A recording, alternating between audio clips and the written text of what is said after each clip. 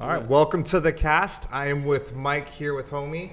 Thanks so much for joining us today. Oh, thanks for having me, man. This is a pleasure. Dude, Huge fan of what you do, so this is a privilege for me. Well, thank you. Start off, tell everyone, give them the quick background of you, kind of where you're from and how you got into this role and why Homie. Yeah, so thanks again for having me. So I grew up in Los Angeles. I grew up in South Central LA in a pretty rough part of the area. Parents were immigrants. They came from Mexico, and I was the first person to go to college, first generation born American here, and that was really big for my family. And then unfortunately my parents got divorced. My mother remarried, and then we moved to Las Vegas, which is really where the Homie creation story comes from. I pursued architecture during my undergrad. Architecture now is still to this day a pretty big passion of mine. Mm-hmm. So during that time I was studying architecture. I was waiting tables, putting myself through college. Unfortunately got caught up in the subprime crisis and the mortgage crisis there between 2003 and 2004 and buying homes. Super over levered, 2 at a time, stated income, no money down. And then what I realized when 2008 happened, I lost everything, really changed my life, is the support of the professionals and the traditional real estate agents was not there. The misaligned incentives, the fact that a real estate agent can work both sides of a transaction, I thought was really awkward. And that was obviously in hindsight. When you're in the thick of it, you really don't think about those things. Right. And then lost everything, and I woke up one day feeling like it is my mission to disrupt this industry. That was my calling, and that was about 10 years ago, almost to the day. So I decided to pick up the pieces, buy myself some time, went back to college, studied finance, and started my career in finance as an investment banker. So did that for a little bit of time. Where did you go to school? Where were you? So I went to school at UNLV, Okay. UNLV in Las Vegas. Yeah, I studied architecture there, and then I studied finance there. Nice. And then I started my finance career as a banker.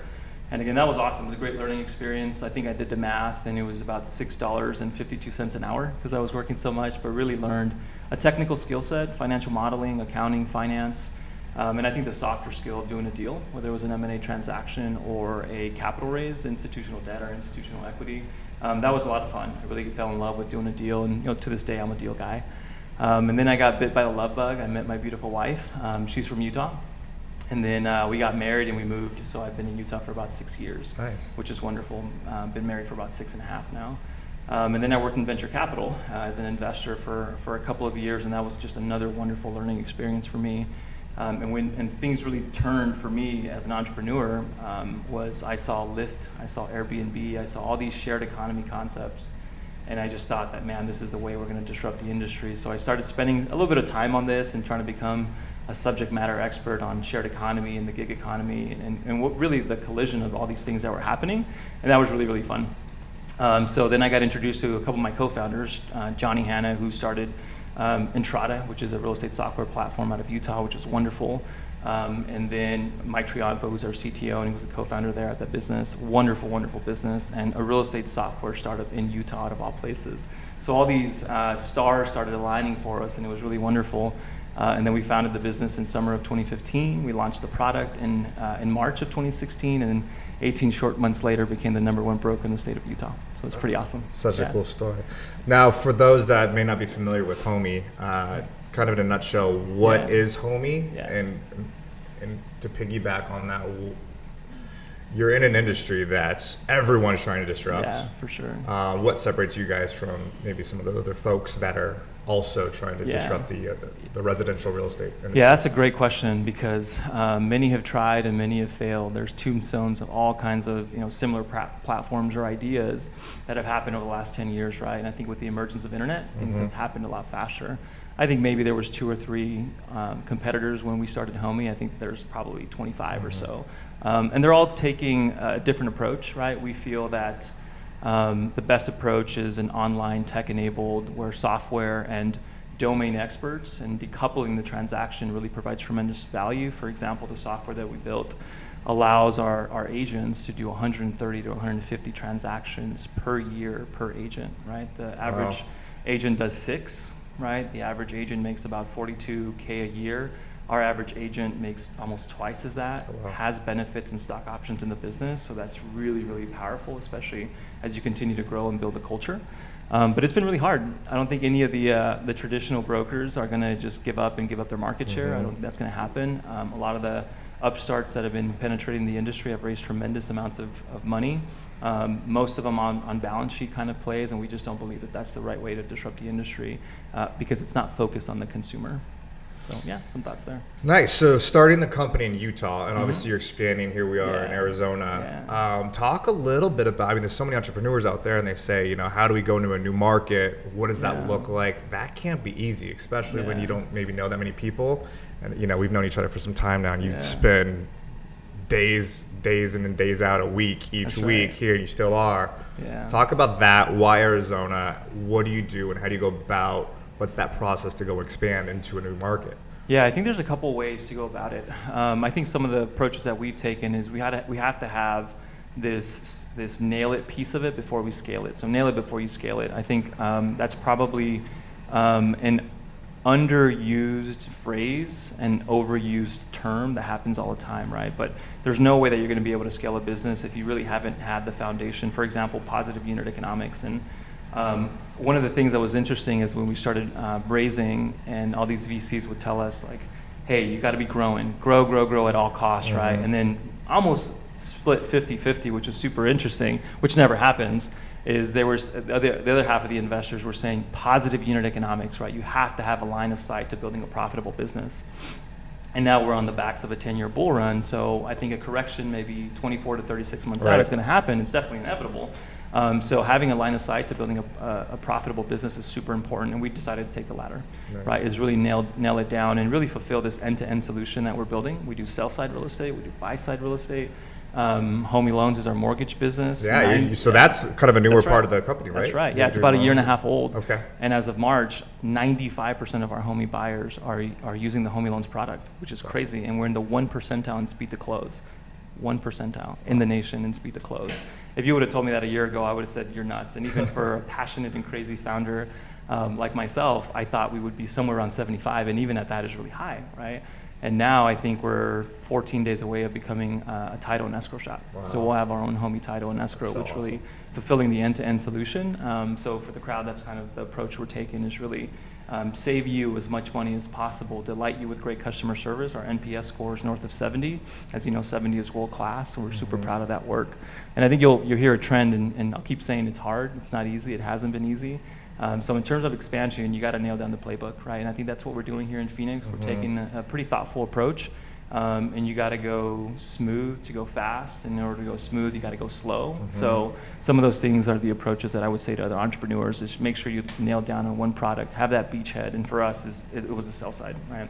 No one in Arizona and no one in Utah sells homes for more money and faster than us, or than the market. And that's a huge proof point, right? So as you start nailing that down, grabbing a little bit more market share, and again, positive unit economics, those are some of the things that'll be helpful scaling as you scale out, because then it'll get a little bit easier. So talk about the culture. You alluded to that. How do you keep that culture? And obviously, this is something. It's you're practicing and learning as you go. Your background's VC. You've seen a lot of companies in the VC world. You hear the term hire slow, fire fast, making sure you get the right people, creating the culture. Talk about that a little bit, what you guys have done. So when people do think expansion is inevitable, that's right. How do we keep that culture and make sure we stay homey and not, something else? Yeah, and as you scale, and now we have 2 offices, right? One in Phoenix, which we're one of the offices here in Phoenix, and then one in Utah. And scaling that is really hard. One of the things that I've been hearing is hire fast, fire faster. Which I think was pretty interesting, right? Because as you grow, you have to hire fast. You have to hire great people. But that process, you have to take your time, right? You have to make sure that you hire people that see the world the same. They have to be very thoughtful about how they go about their business at home and at work. That's some of the things that, we're in the real estate industry, and it's almost a nights and weekends business, right? So we have to make sure we balance that out. So we give our agents and our ops people a tremendous amount of freedom, right? So they can go and do whatever they have to do, and they know that they're delighting the customer. And I have no doubt about that. I know that they always have the best interest of the customer in mind. The other thing that I like to say about culture is you got to hire great people, and you have to have a great team around you, and that goes at home, right? At home, you have to have a great team, and my support system at home is amazing. My wife is as much as an entrepreneur and as much as a co-founder of this business as I am, and she's been super supportive, especially with all my travel, right? She knows that these early stages of Phoenix and the Phoenix launch are super critical and important, and really nailing down that expansion and that playbook for the future. The other thing about culture is you have to have people that are intellectually curious, right? You have to have people that want to continue learning and reading and sort of seeing other companies that have been successful, that are known for having really good culture. And I believe at Homey we are a culture. We don't have a culture, and I think that's a little bit different than a lot of other high-growing tech companies, right? Is they buy them lunch and breakfast and dinner, but that's because they want to crank out more output from them, not really create a good balance, right? And I think our core values reflect that.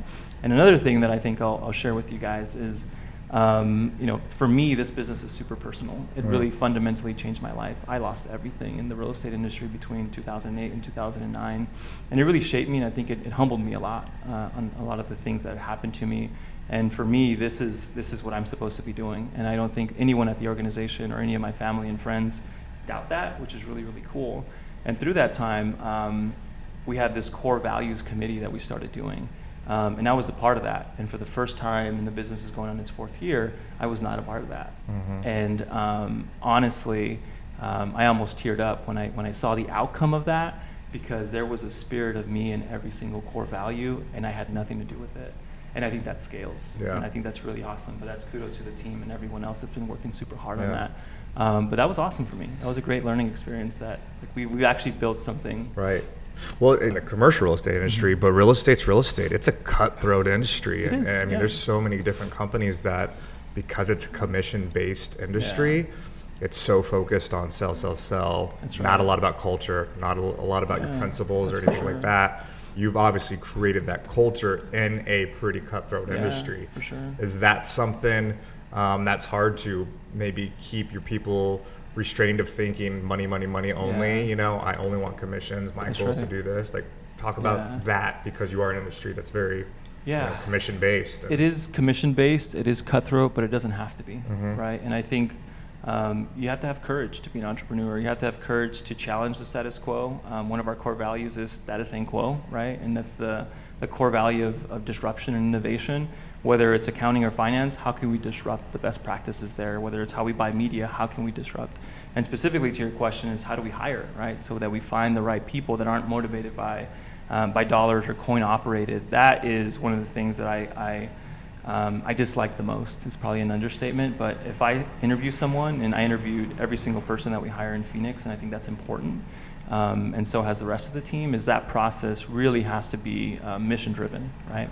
And if you start having a conversation about compensation 35 seconds into the interview, then you know that person may not be the right fit, right? And there's a series of questions, there's best practices.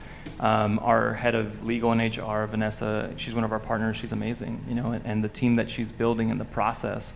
And we want to build a world-class hiring, onboarding, and training platform, and I think that's what we're building, and that's super helpful in building systems around how you hire, right? So that when the hiring managers are actually interview them face-to-face, they know that they've been screened, right? And it's you have to be thoughtful in that approach, and it takes time, and a lot of resources.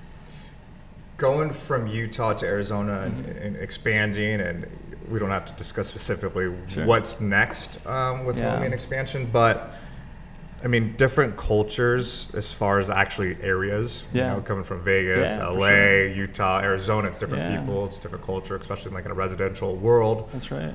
Touch on that a little bit. Has that been a challenge, or do you kind of find those key players you find in, the South's a little different than the Northwest, is a little different than the East Coast? That's right. Oh, absolutely. How has that affected your guys' business? So I think it'll continue to affect it, and I think we have to be super thoughtful. That's why hiring boots on the ground is super important. And honestly, we didn't do that. We thought we could scale the business from South Jordan, Utah, from my comfy IKEA chair, right? That we can just do this digital marketing. Talk about that, because that I think a lot of people are challenged. I mean, for sure. To be candid, I think as our company grows and expands, that's something. Boots. You can't just go and parachute. That's right. You can't. A lot of places. Talk about that. How you found that out, like how you had that realization? The numbers don't lie, right? When you continue investing and you continue spending your time, I've been coming to Phoenix pretty diligently. every week for a couple days, and with the support of my team and my wife at home, we've been able to do that and create the structure. And then it's predictable, right? Because then you can manage around that thing.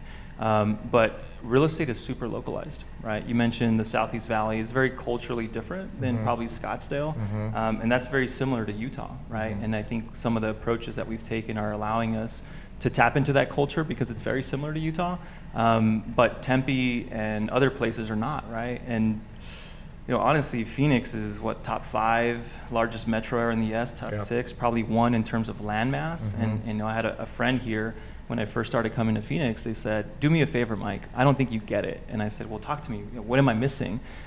They said, "Go down to Queens Creek, drive up to Cave Creek, and call me back after you do that." I called them back and I said, "Man, it's 2 hours." He said, "Exactly." Right? That's just going south to north. That's not even going west. That's right. So that gives you a sense of context of how big Phoenix is and the piece that we're honestly missing, right? So we have 3 community managers. One of them, Christina, she's amazing and she's so tied into the community. And that's what we need, right? We need to be invested in the community because we won't win without it. And now we've surpassed a handful of competitors in terms of listings. And that's all the hard work, right? You have to realize that the sales cycle, it's not 2 months like it is for us in Utah, and it's for multiple reasons. We've been there longer, right? We have a good brand. We have some brand equity and loyalty in Utah. Here, we're relatively new. We launched 9 months ago, right? So we realized that the sales cycle here is about 8 months, right? So now we're seeing all the fruits of our labor, which takes a lot of time. Another piece that I think we feel was the fulfillment side, which is operations, what I like to call fulfillment, is we're missing a little bit of that local domain expertise, and we've hired some great people to really lift those operations and continue delighting the customer, and they've done an amazing job, But you have to have some boots on the ground, even if it's temporary. Right. Even if it's temporary, that's okay, right? But there's so much at risk and there's so much at hand that we learned the lesson the hard way, right? But if we would have figured it out, right, by scaling in Utah and maybe having 1 or 2 people compared to 11 or 12 as we have now, that would have been great, right? So you got to test some things, you got to lean into some problems, but you have to be local, right? You have to invest in the local community. Yeah. So going off kind of my expertise when it comes to the commercial real estate and expanding your office footprint, you try to do it on your own from back in Utah. At what point did you realize that people are watching? I can share my thoughts, but from an actual entrepreneur that are butts in the seats. That's right. When did you say we got to actually invest in what is the second or third largest expense, right. which is real estate? That's right. It's not cheap. It's not. Right? It's not. People, you can say stay at home, do this, but there comes a time where you got to be in that community and get involved. What was kind of that, again, that light bulb that went off for you that said, if we're going to do this, we're going to go all in, we need to invest in real estate here? Yeah, I think when the team started growing, right, when the team went from 1 to 5 in what it felt like a month, we know that we had to all be unified. We had to be in a room at least once or twice a week. And real estate, especially in the residential side, is the nights and weekends. We give a lot of flexibility. They do work from home, and they're local, right? They're local domain experts in terms of real estate in their neighborhoods and their communities. So that's super important. You got to tap into that. But there comes a time where you have to get everyone in a room. I mean, actually, we have an offsite today. We'll be in this room, and there'll be 15 people here, right? And that's evolved over time. So investing in a good space, there is a lunch. You want to hang around? But that's when we realize that, hey, in order for us to win, we have to have a space where everyone can come together and share ideas and share best practices and institutionalize that knowledge and share what's happening and what's working, what's not working, and then find a channel so we can push that up to HQ. Joe Grover, our head of marketing, Johnny, our CEO, one of the co-founders, he was here last night and this week, right? So we kind of trade off and make sure that there's always coverage here. Then over time, we feel like we don't have to come, right? Because the team here has really laid down a good foundation. And I think that's having everyone under one roof, at least for one time a week. So rewinding back to your background in the VC world, talk to the folks that are watching that when do we raise and versus when do we bootstrap? You've been on both sides of that table. Yeah, that's right. Maybe, I don't know how detailed you can get, but why did you guys decide to do a raise? How long do you try to bootstrap, and what advice would you give regarding that subject? So this is my third business. 2 out of the 3 I've raised capital for, and one of them I didn't. And the idea of having a venture-backed business, you have to be super thoughtful on that. There's businesses that are lifestyle businesses that you shouldn't raise venture capital for, and there's other businesses that you should, right? You actually have to raise. I think now more than ever, anyone with an idea can really put somewhat of a world-class product in an app and put it in the marketplace and really get iterations and buy-in and product market fit faster and for cheaper than any time before in history, right? So if you think about the business that you're having, one, you got to consider if you're going to raise venture capital. For us, we decided to go in that route because times have changed, right? The transfer of information is super fast now. Real estate, although it moves slow, there's a lot of competition in the market, right? We're taking on a big industry and we're taking on the biggest verticals within that industry, right? And you have to be super thoughtful. And it's about market share, right? We believe that this business deserves to exist, and we're putting everything on the line, literally, to make it happen and working our tails off. And the team is attributing to that success. And when you have venture capital, a lot of their experience is about pattern recognition, right? It's about those experiences that they've had before. If you think about true venture capital, it's entrepreneurs that had an exit that now want to contribute to the ecosystem and shorten the learning curve, right? And those partners that we've had, some of them are real estate experts, whether it's land or home building or title and escrow or homeowners insurance, that can slap us around and really shorten our learning curve.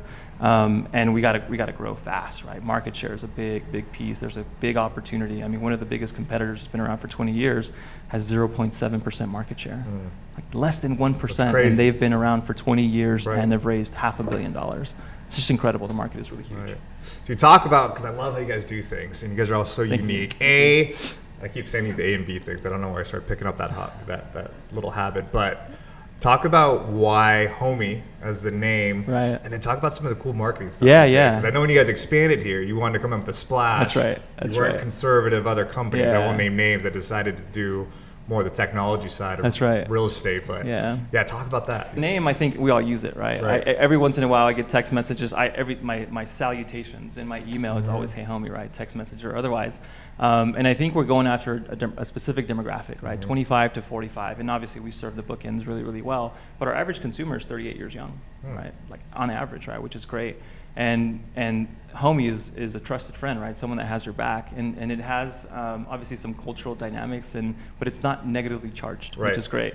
And going into and focusing on those demographics, the name is memorable. Our color scheme, I think, softens it up a little bit. It's Homie green, as we like to call it. Yeah, it was Raider colors. That's right. We were walking around wearing starter jackets, which I had as I was a kid. You should make a throwback. That would be super starter awesome. jacket as this Homie. Right. And that's a good idea. And if you focus on those demographics, it's shifted. They don't want to buy real estate the way their grandparents did or their parents did, right? They don't trust the big banks anymore. They want to build a relationship with a brand. They don't want to transact with a company, right? And I think that's why people have really attached to our brand. Our brand is it's unique. It's got a unique brand voice. It's funny, it's a little bit irreverent, it's unpredictable, and I think that's awesome because it forces us to think outside the box, right? One of our core marketing tenets is, one, we got to be fiduciary responsible, right? We got to stretch that dollar. We want more MROI. The other thing is, if a traditional broker can say it, we're not going to do it, right? It's just one of those things that we have to stand out and kind of cut through that noise. And the other thing is, we got to stay true to our voice and true to our brand. And as we look back and surveyed our customers, there's really 3 reasons why they use Homie. And one of them is save money, right? That is one of our missions. We want to make sure that we reduce the cost of transacting and really increase the liquidity in the marketplace when people are buying and selling homes. That's number 1. I won't use ABC, I'll use 1, 2, 3. Yeah, there we go. Number 2 is what I mentioned earlier, is they really want to build a relationship with the brand. 6 or 7% of our users have now used the Homie platform twice. Oh, wow. And we've only been around for 36 months. It's incredible, right? Think about the lifetime value of that. Traditionally, we thought about this as a one-time transaction every 7 years, right? But our demographics are actually moving a lot faster. They're getting into that one home. Maybe they have 1 kid, and now they have 2 kids and 3 kids, and they have to upsize, right? The third thing is people love our brand. They really touch our brand, and our CMO, Joe Grover's done an amazing job, and his marketing team of really tapping into that voice. And if you don't like it, that's great. That's awesome. If you don't want to have a transparent, money-saving, great real estate experience, I don't know why, but that's fine. You don't have to use this, right? The market is so big. And being fun and taking it light approach and sticking to your core people, you'll find a tribe. right? You'll find a tribe that follows onto that piece. And I think that that's what we've done. And by the way, it's a lot more fun that way. And you're staying true to yourself. Totally. Yeah. Yeah, it's all about culture and making sure you know, it's people first. That's right. Obviously, people first, real estate second, whether it's office space or That's even right. with a home, right? You're creating a home, you're creating an ecosystem for those That's right. people. Yeah. Moving to Arizona or expanding to Arizona, and as you maybe consider going to other markets, what are some things, for a lack of a better word, horror stories or things you might have overlooked that you realize as an entrepreneur, like, holy shit, you know, like, man, this, I didn't think about this, and this is something, like, we got close to closing up shop, you know what I mean? Yeah, a lot of people go through struggles. It happens, for sure. And a lot of times it's like, when do I pivot? When do I give up? Yeah. There's, you know, a lot of people argue different things. That's right. I'm motivated. I'm gonna get this thing until it works. But sometimes it's not the smartest thing. So there's a handful of things, and I can talk about this ad nauseum for hours. Right. The lows are really low, and the highs are really, really high, man. And I think surrounding yourself with great people at home and at homey is super important, because they're going to carry you up, right? And just try to be as middle of the fairway. With that. So I have sort of these 4 C's of entrepreneurship. One of them is creation story, right? Are you that person that's going to disrupt XYZ industry? Why are you important? Why is your team important? Where does the origin story come from, right? And does it deserve to exist? The other one is collaboration. You're not going to do it alone. There's no way you're going to do it alone. The third one is courage, right? We really need more courage and more entrepreneurs to challenge the status quo, right? To challenge every single thing that we do and how we go about doing business. You know, we need more people to challenge Amazon and Apple, et cetera, right? And the last C that I just came up with is cockroach, is don't die, right? It's just don't die. It's have that grit and that perseverance to come up with ideas on how to stretch that dollar, to be innovative, right? And challenge the status quo on everything you do. And for us, it's disrupting every activity in every division. How are we looking at our data, right? How are we marketing to other people? How's our external broker relationships, by the way? You know, historically, you know, we've not spent too much time, but we know that the market is 95% traditional real estate, right? That's a big piece, and we have to be thoughtful about those broker and external broker relationships. And think about how you go about doing your business really, really well. So those are some of the ideas on you know, when things are high, when things are low, about entrepreneurship. I think what we learned a lot about Phoenix is you got to be local, right? You have to invest in the community, and you have to have boots on the ground, and that's where we really saw the whole piece of the pie coming together. That's had all our most important KPIs go up and to the right? I think I was very surprised and humbled at how fast we grew in Salt Lake. And in Utah, we're the #1 broker in the state by listings, and hopefully soon by whole transactions, buy side and sell side. You know, we're not going to stop fighting for that, and you know, the other guys are not going to give up their market share either. I think the one thing that surprised me is how hard expansion is. You know, quite honestly, Phoenix is a big beast, right? Huge in land mass, almost 5 million people here, and every sort of micro town, or the Southeast Valley, or Tempe, or Scottsdale, Phoenix, right? It's a little bit different. Right? And I think that's the biggest learning that we came. Things take a little bit more time, but you have to have boots on the ground. And again, even if it's temporary, and if you sort of parachute in for a year and then sort of go to the next areas, you're going to learn a lot.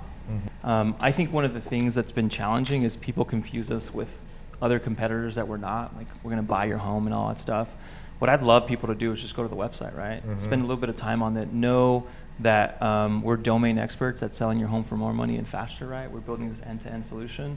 But I think is just share the story, right? Tell your friends that there's a new way to buy and sell. You know, I think that's really important for people to know, that we're going to save you a bunch of money, right? We're not going to take that huge commission. We don't believe in commissions. Right. So well, that's the thing about storytelling too. It's, you know, our firms, you know, at Kaiser, we're so unique, and it's about selfless service, and how do you go above and beyond to help someone regardless of a real estate transaction, and what does it look like to just represent a tenant and not a landlord, so there's no conflict of interest, and you have the fiduciary responsibility. But storytelling, I mean, piggyback off that and go into, I mean, even when you guys came here, and I was trying to get you to talk about it earlier. That's right. Telling your story you guys did when the elections were here. Yeah. Talk about storytelling a little bit, because I think that's so key and it's so huge. And there's so many ways to do it, from your phone to stuff like this, to just literally every time you meet someone, talking about what you're up to and how you're disrupting that industry. Share a little bit about that. Disrupting an industry is super hard. There is no playbook, right? There's no like, hey, if you want to disrupt XYZ, follow these steps to success. I think maybe half, or if there's 10 lists that you should be doing, maybe 5 of them are going to stick, I think a lot of things that we've learned is you got to listen to the customer. You got to obsess over the customer. And sometimes your assumptions are wrong, right? I specifically was super passionate about never becoming a real estate broker and being licensed. And I don't know why my voice changed, but like, I felt like it was a stodgy thing. But I let pride get in the way, right? And listening to the customer, we're selling trust at the end of the day, right? And if you listen to the customer, it's like, that's what they scream. Can I trust you to save this money? Can I trust you to help me with a $500,000 home, right? You say you can, you say you do, and we've done that time and time again, right? And I think if you listen to the customer and becoming a real estate broker and just being licensed, by the way, it's a checkbox. By the way, it has nothing to do with disruption, right? Disruption, in my opinion, is at scale. Can you shift economics and provide of experience from huge incumbents to the consumer and create value for you and your stakeholders somewhere in between? And I think that that's what we're doing. And being licensed has nothing to do with that, right? If anything, it increased our trust because now we are licensed, right? There's some embedded natural trust that happens there. We do have real estate agents. Most of them are actually attorneys. We have pricing specialists. We have domain experts every step along the way that'll hold your hand with that app, right? Or a phone call, or a FaceTime, or a text message. We're just not going to spend a lot of time with you coming to your home because that's super inefficient, right?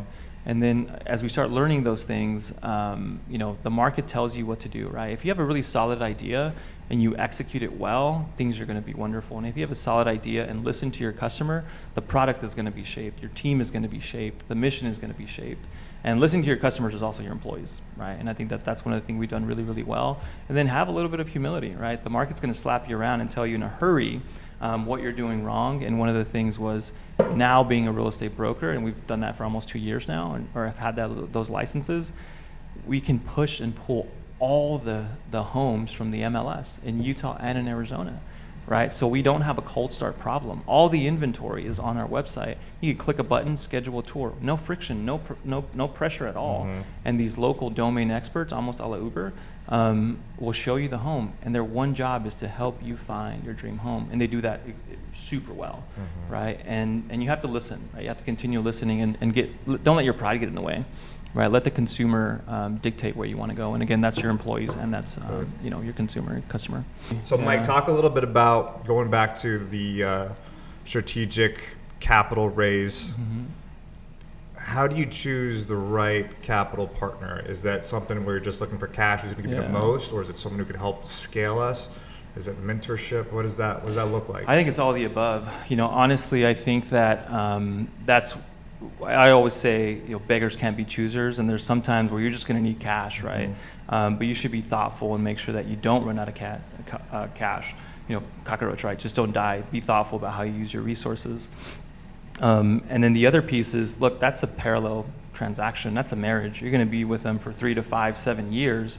So you have to start building a relationship. I've done a bunch of deals as a banker, as a VC, as an entrepreneur. And no deal gets done under 90 days, right? Not at my experience, right? Because you have to build that relationship. And all the people that have capitalized us have known us for quite a long time, right? We've been building relationships for Series B and Series C 12 months ago, right? And then keeping them updated on the business's progress and performance. And you have to do your own diligence on them as well, right? They're not the only person in the room. Hopefully you've created a market. You only need one person to write a check, right, at the end of the day, but you need at least two to make a market. And that way you understand sort of, hey, term sheet A, term sheet B.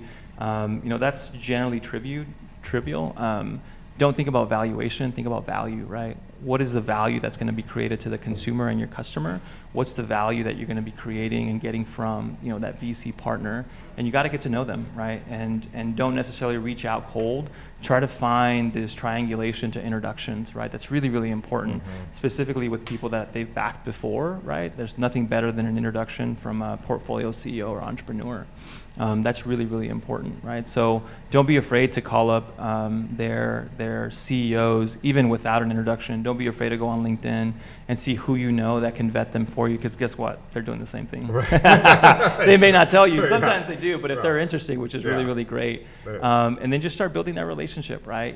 If they're good to work with, that's great, right? But maybe do some stuff that have nothing to do with business, right? And see how they are personally, because you're going to spend a lot of time, and you should be spending a lot of time with them. Arizona posed a really great opportunity. We looked at a lot of data. We constantly look at our data, and there's a lot of things. About 40% of the inventory here in Phoenix has been built in the last 40 years, right? A lot of new construction, no title and escrow issues. Appraisals are going to come back. Inspections are going to be really easy, and being such a friendly business environment, that's literally one column out of 17 that we rank, right? What is the business community like? Governor Ducey he's an outstanding leader in the political field here in Arizona, and all those things, the prop tech sandbox, the fintech sandbox, all the shared economy companies that are here have a large presence here, right? So that's the perfect demographic for Homey, by the way, right? Like the DoorDashes of the world, the Limes, the Birds, right? We're trying to build those connections and be a part of this ecosystem. And Phoenix is a leader, right? The other place is it's a real estate town, right? Like, make no mistake about it, this is a real estate town. 100%. Yeah. And the sheer number of volume in Phoenix, 110,000+ transactions a year, right? Even if there is a single digit correction in the market, I'll take 100,000 transactions, even if it's not 110,000 transactions, right? But that had a lot to do with it, right? The business environment, the climate, the demographics, and a lot of those startups that are moving in, right? All the cool startups, and we're trying to make friends with all those, right? We're trying to come in and educate those companies, buy them lunch. These little lunch and learns that we started doing are super, super easy to do, and they scale, right? And it's really educational because no one's, at least not me, right? I wasn't taught how to buy and sell a home in high school or in college, and this is one of the biggest transactions, right? So we think that that's value added, and it's super frictionless. Oh, absolutely, and it doesn't have to be, right? And it's actually not. It just feels intimidating because of how real estate has been done before, right? And we're changing that. We're the new way to buy and sell. I don't think I could have said it better myself. To wrap this up, what can we look forward to for Homey? What's next in the future? And then let everyone know what's the best way to get a hold of you. Yeah, so if I can be helpful to anyone, my email's super easy, mikep@homey.com. Feel free. Happy to share war stories or how it can help entrepreneurs and capital raising and all that. We're an open book. I'd love for people to check out the website, learn how we're different than the competitors, traditional agents. We don't believe in commissions. We do have licensed agents on our platform helping you every step along the way. What's next for Homey is continue to obsess over the customer, continue to increase the way we share the story and reputation, referrals, and reviews. That's really, really important for us, and continue down that path. The other piece is we're really fulfilling this end-to-end vision, right, which is sell-side real estate, buy-side real estate, the loans piece, and then title and escrow is coming really, really soon. And that's really exciting. And then after that, I'm going to spin that that momentum into homeowners insurance, right? 100% of borrowers need a binding policy or else they can't buy a home. It's just natural to put those, and all those things coupled together. Bundling brings a lot of savings, but more importantly, transparency and education to the consumer, right? That's what's next. Yeah, I love it. Yeah. This is Noah Barrasso, Mike with Homey. Thank you everyone for watching this cast. Until next time, thanks, brother. All right, thanks. Appreciate it. Appreciate it. Homey! I love that. I'm going to start a competitor called Brother. I'm joking.